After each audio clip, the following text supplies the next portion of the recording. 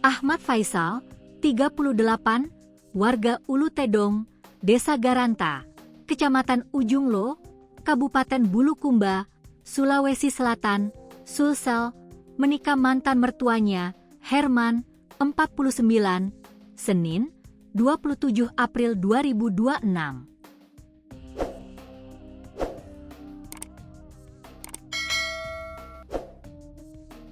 Peristiwa itu terjadi di lorong Jalan Jenderal Ahmad Yani, Kelurahan Caile, Kecamatan Ujung Bulu.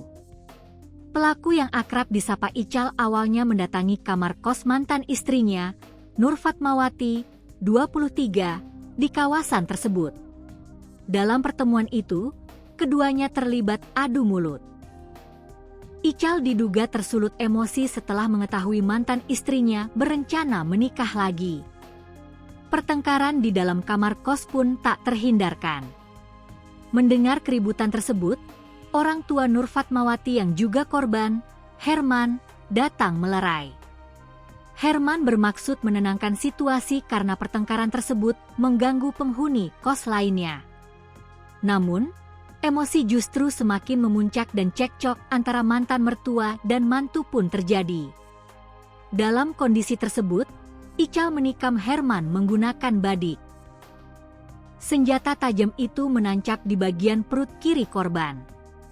Warga setempat segera membawa Herman ke RSUD Daeng Raja untuk mendapatkan pertolongan medis.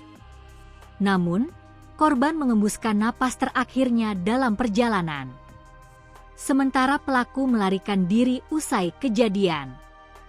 Tak berselang lama, aparat Polsek Ujung Bulu bersama Satreskrim Polres Bulukumba turun tangan.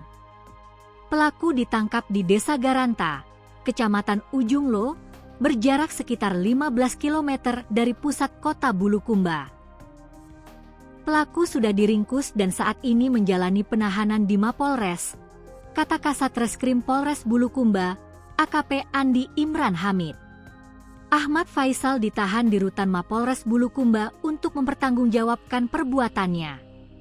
Sementara itu, salah satu keluarga korban, Yusua, meminta pihak kepolisian memberikan hukuman berat kepada pelaku agar peristiwa serupa tidak terulang.